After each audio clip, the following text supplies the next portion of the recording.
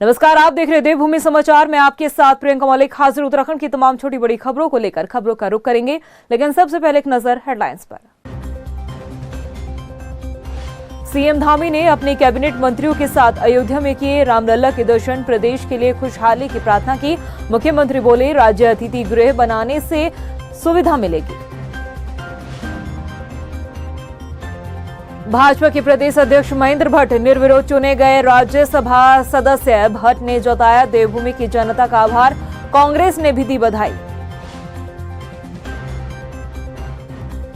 हल्द्वानी हिंसा पर विधायक अरविंद पांडे का विवादित बयान, दंगे करने वाले दंगाइयों की नीचे नहीं ऊपर है जगह, उपद्रवियों की नहीं होती कोई जाति और धर्म। राजभवन में 1 मार्च से 3 मार्च तक होगा वसंत उत्सव कार्यक्रम, 35 विभाग लेंगे हिस्सा। पुष्प प्रदेश बनाने के लिए लगाई जाएगी फूलों की प्रदर्शनी। हेडलाइंस के बाद बुलेटिन में खबरें विस्तार से। मुख्यमंत्री पुष्कर सिंह धामी ने अपने कैबिनेट सहयोगियों के साथ अयोध्या में रामलला के दर्शन किए। इस दौरान सभी बेहद उत्साहित और भक्ति भाव में डूबे हुए नजर आए।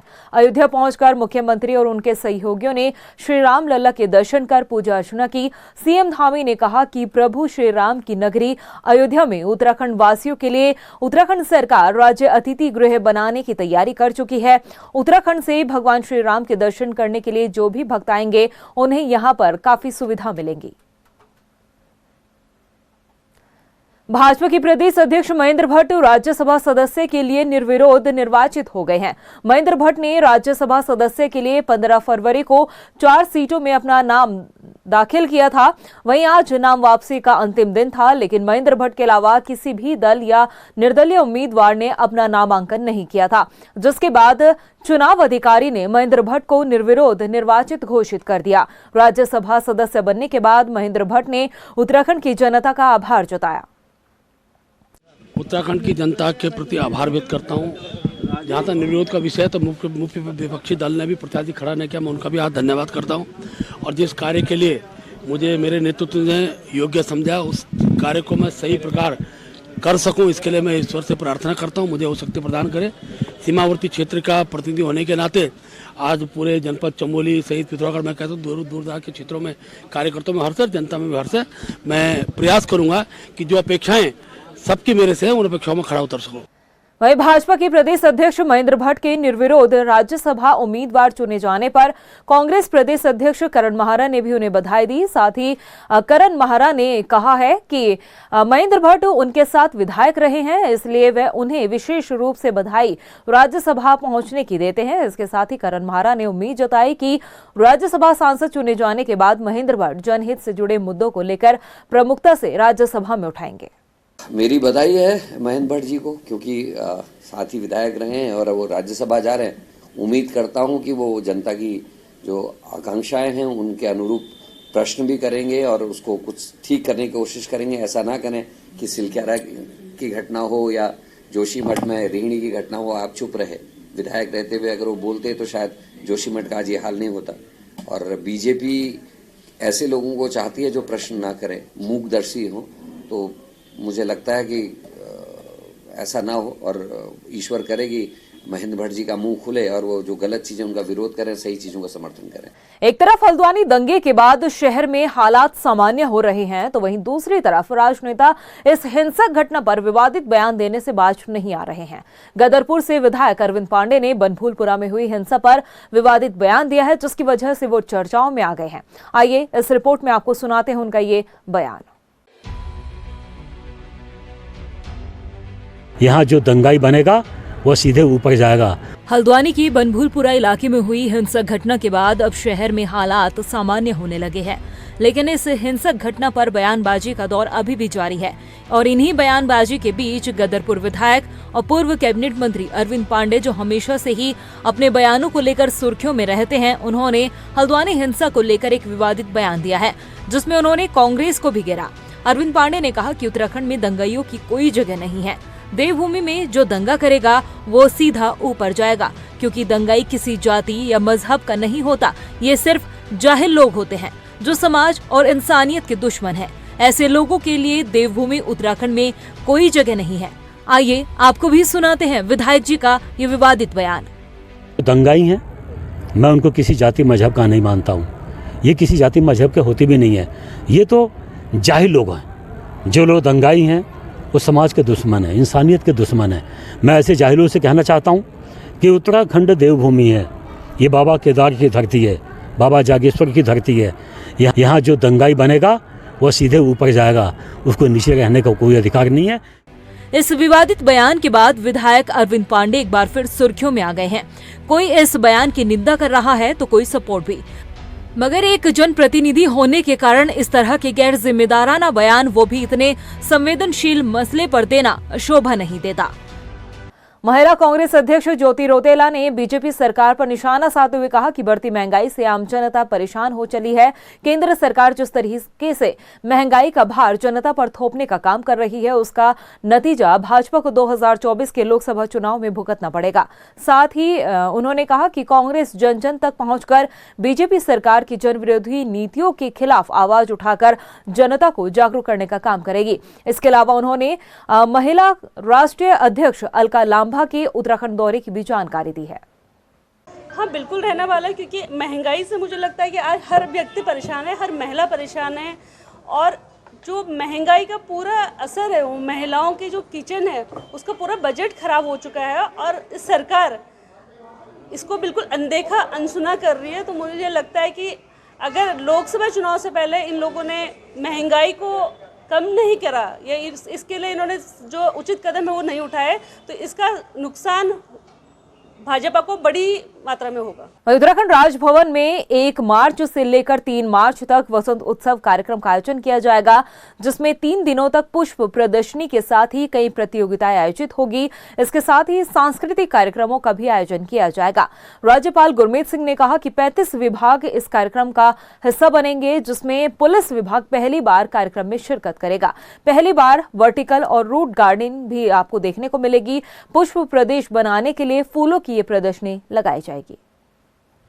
आज अत्यंत खुशी हो रही है कि आने वाले माह में 3 दिन के लिए 1st, 2nd एंड 3rd बसंत उत्सव 2024,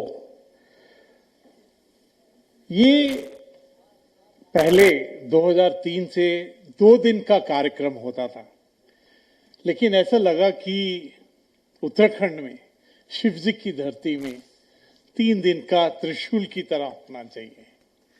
और पिछले साल अपने आप में एक रिकॉर्ड बन गया।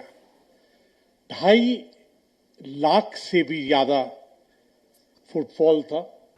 देहरादून स्थित घंटाघर और परेड ग्राउंड क्षेत्र में सार्वजनिक यात्री वाहनों में जीपीएस लगाने का समय एक बार फिर से बढ़ा दिया है। परिवहन विभाग संचालकों को 15 जुलाई तक का समय दिया है। आपको बता दें कि 23 दिसंबर को गढ़वाल मंडल की अध्यक्षता में हुई संभागीय परिवहन प्राधिकरण की बैठक में घंटाघर और परेड ग्राउंड की प्राधि में सार्वजनिक यात्री वाहनों के लिए जीपीएस लगाना अनिवार्य किया था, जिसके बाद ट्रांसपोर्टर को जीपीएस लगाने के लिए 15 फरवरी का समय दिया गया और ये समय पूरा हो जाने के बाद परिवहन विभाग द्वारा इस पर कार्रवाई की गई, लेकिन एक बार फिर से संचालकों को जीपीएस लगाने का समय दे दिया गया है।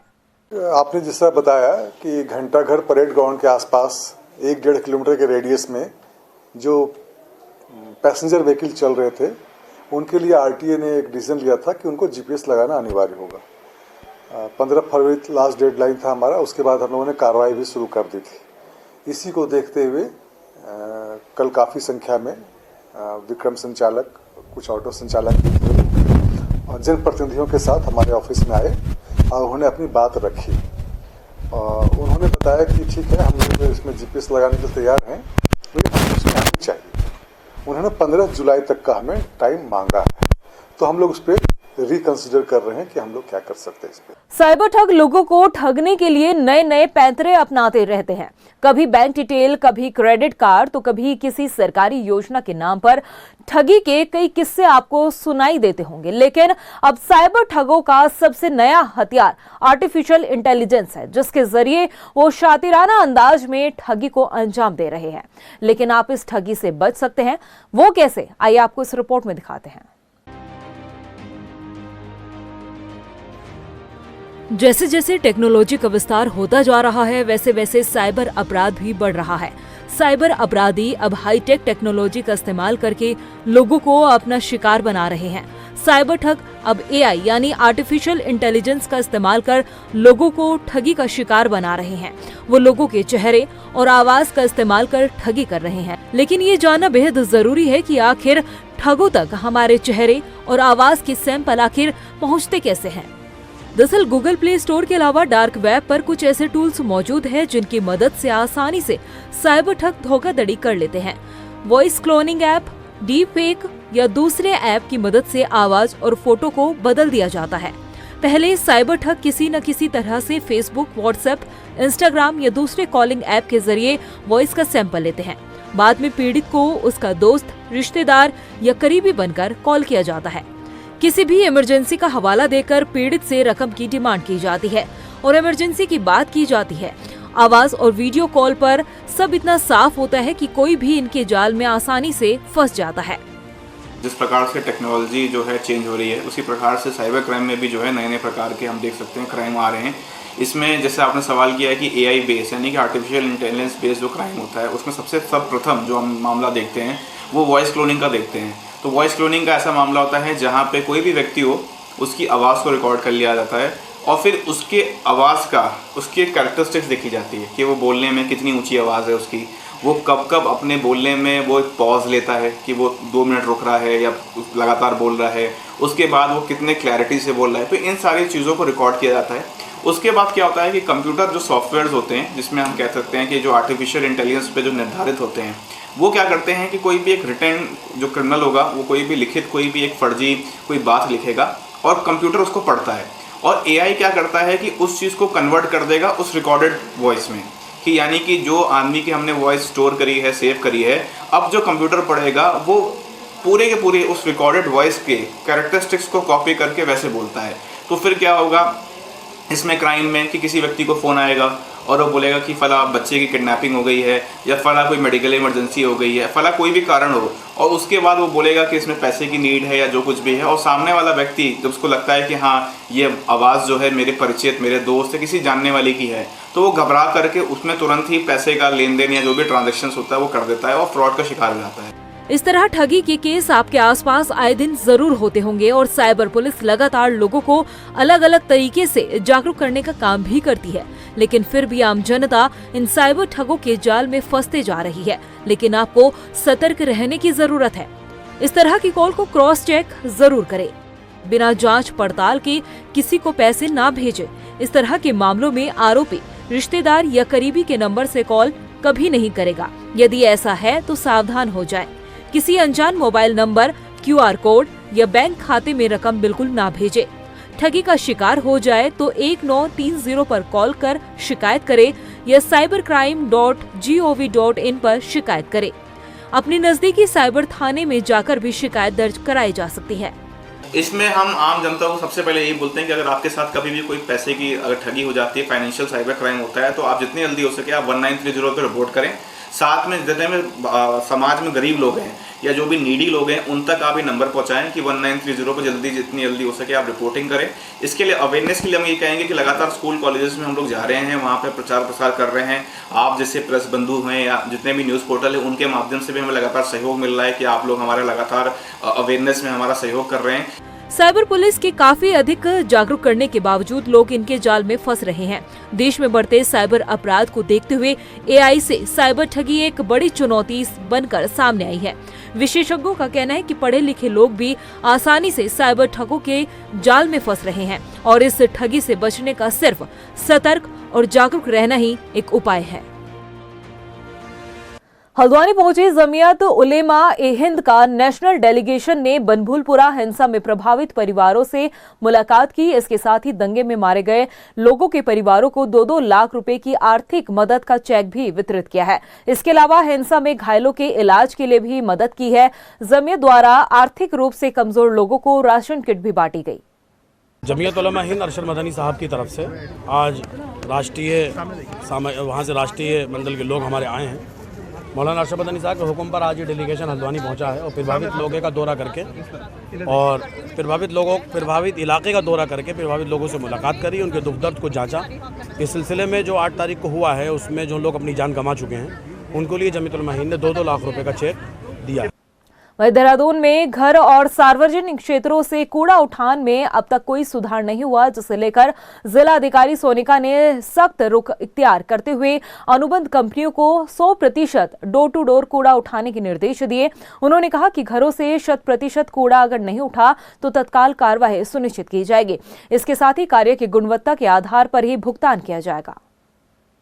जो कंपनियां हैं उनकी एक तो ये कि वो रेगुलर बेसिस पे अपना जो कूड़ा उठाना है उसे करें, लेकिन उनकी खुद की भी कुछ शिकायतें थी पेमेंट से रिलेटेड और बाकी शिकायतें, जिनके क्रम में मेरे द्वारा उनके साथ मेरे और नगर आयुक्त के द्वारा उनसे वार्ता की गई थी और हम टाइमली बेसिस पे उनका पेमेंट रिलीज करें ये इंस्ट्रक्शन दिए गए हैं और साथ ही साथ उनको ये हिदायत दी गई है कि समय से कूड़ा का उठान करें वो अपने से। देहरादून के जिलाधिकारी सोनिका ने ऋषिपर्णा सभागार कलेक्ट्रेट परिसर में उपस्थित जिला स्तरीय अधिकारियों को मतदाता शपथ दिलाई है। इस दौरान जिलाधिकारी ने सभी विभागीय अधिकारियों को अपने अपने स्तर पर मतदाता जागरूकता गतिविधि आयोजित करने के भी निर्देश दिए और ज्यादा से ज्यादा लोगों को मतदान के लिए प्रेरित करने को भी कहा। अभी स्वीप की एक्टिविटीज़ हम लोग कर रहे हैं और हम लोगों का एक रोस्टर आया हुआ है जिसके क्रम में हम लोग हर दिन कोई ना कोई एक्टिविटी स्वीप में करते हैं। आज हमारे द्वारा शपथ ली गई है और सब्सिक्वेंटली अलग अलग तरह की एक्टिविटीज़ हमारे स्कूल्स में, कॉलेजेस में, सभी जगह पे हो रही है और हम सभी को जागरूक कर रहे हैं कि अपने मताधिकार का प्रयोग ज़रूर करें।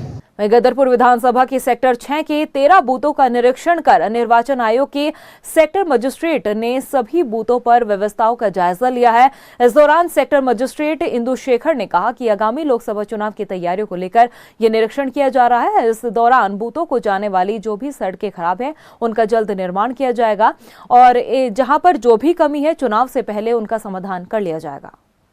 जिनकी एरिया देखा जाए तो 5 और 6 किलोमीटर के आसपास है। कुछ मेन रोड पे हैं लेकिन कुछ मेन रोड से हटके हैं जहाँ काफ़ी सड़कें कच्ची भी हैं, मतलब पक्की हैं लेकिन काफ़ी गड्ढे हैं उसमें। तो इलेक्शन के दौरान वो सब ठीक कर दी जाएंगी। बाकी स्कूलों में अच्छी सुविधाएं हैं, बिजली, पानी, फर्नीचर। थोड़ा शेड की कमी है लेकिन आश्वासन दिया गया है कि उस दिन जो है आर्टिफिशियल शेड बनाए जाएंगे, टेंट वगैरह लगाए जाएंगे। वहीं रुड़की नगर निगम सभागार में जनता दरबार का आयोजन किया गया जिसमें तमाम विभागों के अधिकारी और कर्मचारी शामिल हुए। इस मौके पर 51 शिकायतें मिली जिनमें से 3 का मौके पर ही निस्तारण कर दिया गया और बाकी की सभी शिकायतों को जल्द से जल्द निपटाने के निर्देश दिए। आज तहसील दिवस था रुड़की में और यहाँ पे आज हमारे सभी अधिकारी उपस्थित थे और 51 शिकायतें यहाँ पंजीकृत हुई जिनमें से 3 का मौके पे ही निस्तारण किया गया। मुख्य रूप से शिकायतें जैसे पैमाइश की शिकायतें थी, डोलबंदी की शिकायतें थी, लोगों के द्वारा अवैध रूप से कब्जों की शिकायतें थी, जोहड़ पर कब्जा करने की शिकायतें थी। कई लोगों की शिकायतें थी कि जल संस्थान और बिजली के बिल जो हैं ज़्यादा आ रहे हैं। तो इस तरह के विभिन्न प्रकार के हमारे पास शिकायतें आई हैं, वो शिकायतें संबंधित विभागों को भेज दी गई हैं। वहीं पौड़ी के श्रीनगर कोतवाली क्षेत्र से रिश्तों को शर्मसार करने का एक मामला सामने आया है जहां पर 17 साल की नाबालिग किशोरी ने एक नवजात बच्चे को जन्म दिया है। साथ ही उसने अपने रिश्तेदार पर बलात्कार करने का आरोप लगाया है। दरअसल किशोरी के पेट में दर्द होने की वजह से जब उसे सरकारी अस्पताल में भर्ती कराया गया तो उसने वहां नवजात शिशु को जन्म दिया। किशोरी ने बताया कि उसके साथ उसके रिश्तेदार जो कि पौड़ी का ही रहने वाला है और पेशे से ट्रक ड्राइवर है, उसने बलात्कार किया था। कि आज ये जो बेस हॉस्पिटल है वहाँ से थाने को एक मेमो प्राप्त हुआ जिसमें एक नाबालिग की डिलीवरी के बारे में बताया गया था। तो उसमें संबंधित थाना प्रभारी द्वारा इनिशिएटिव लेते हुए तुरंत ही जो है उनके द्वारा एक तहरीर जो है ली गई और मुकदमा पंजीकृत किया गया और आगे की इसमें विधिक कार्रवाई की जा रही। वहीं अल्मोड़ा में लोक निर्माण विभाग के कर्मचारियों ने पेंशन की मांग को लेकर कार्यालय परिसर में धरना प्रदर्शन किया। कर्मचारियों ने कार्यालय परिसर में जमकर नारेबाजी करते हुए हाईकोर्ट के फैसले के तहत पेंशन की मांग की है। कर्मचारियों का कहना है कि हाईकोर्ट ने उत्तराखंड लोक निर्माण विभाग और सिंचाई विभाग के नियमित या फिर वर्क चार्ज कर्मचारियों को पेंशन का लाभ देने का आदेश जारी किया था, लेकिन राज्य सरकार ने एक्ट लाकर वर्क चार्ज सीमा को अमान्य करार दिया, जिसके चलते रिटायर्ड कर्मचारियों को पेंशन नहीं मिल पा रही है। हम लोग नियमित अनियमित वर्क चार्ज कर्मचारी संघ के कर्मचारी हैं, हमारी मेन मांग ये है कि सुप्रीम कोर्ट ने जो 2019 में प्रेम सिंह बनाम उत्तर प्रदेश सरकार के तहत हमें वर्कचार्य की सेवा को जोड़ते हुए हमें पेंशन का लाभ दिया गया था, लेकिन सरकार द्वारा, हमारी उत्तराखंड सरकार द्वारा 2022 में एक एक्ट लाया गया है जिसके तहत हमारी वर्कचार्य की सेवा को अमान्य कर दिया है, जिससे हमारे बहुत से कर्मचारी प्रभावित हो रहे हैं जो पेंशन का लाभ नहीं ले पा रहे हैं। हमारा मानना यह है कि हमें प्रेम सिंह बनाम उत्तर प्रदेश सरकार के तहत जो सुप्रीम कोर्ट का आदेश है उसके तहत हमें पेंशन दी जाए, पुरानी पेंशन। वहीं लोहाघाट के राजीव गांधी नवोदय विद्यालय में पढ़ने वाले छात्र छात्राओं के बीमार होने का सिलसिला नहीं रुक रहा है। मंगलवार को अभिभावकों ने बताया कि पिछले हफ्ते 27 बच्चे एक साथ बीमार हुए थे, जिन्हें पेट दर्द, उल्टी, दस्त की शिकायत मिली थी, जिनका उपचार स्वास्थ्य विभाग की टीम ने स्कूल में आकर ही किया था। वहीं अभिभावकों ने बताया कि सोमवार को भी 4 बच्चों की तबीयत एक बार फिर से खराब हुई और मंगलवार को भी 2 बच्चे बीमार पड़े हैं। अभिभावकों का कहना है कि विद्यालय में दूषित पेयजल का इस्तेमाल किया जा रहा है, जिसके कारण बच्चे लगातार बीमार पड़ रहे हैं। मैं खुद अपने आंखों से देख के आया हूं, पानी की स्थिति तो बहुत ही खराब है। पानी तो सबसे बड़ा गंदा है। और दूसरी चीज, हो सकता है खाने में कुछ और भी हो, हिसाब किताब ये तो मैं नहीं कह सकता हूँ खाने का क्या है, लेकिन पानी सबसे गंदा है। और बच्चे आज हमारे एक नहीं 2 नहीं है, एक दिन 25 निकले हैं और कल 4, आज 2 मेरे सामने में गए हैं 2 बच्चे। और मैं ये चाहता हूँ शासन प्रशासन से आप जाके जांच करें और बच्चों की देखभाल करें। देखो बच्चों को किसी को उल्टी हो जा रही है, किसी को दस्त हो जा रहा है, किसी को सांस लेने की दिक्कत हो रही है।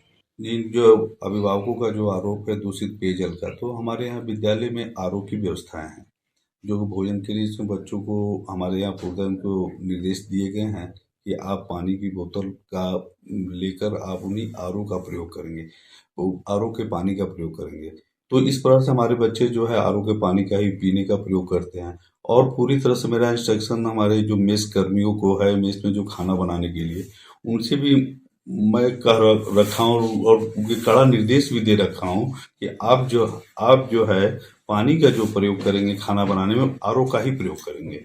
प्रदेश की खबरों में इतना ही, फिर हाजिर होंगे कुछ खास खबरों के साथ। तब तक के लिए मुझे दे इजाजत। नमस्कार।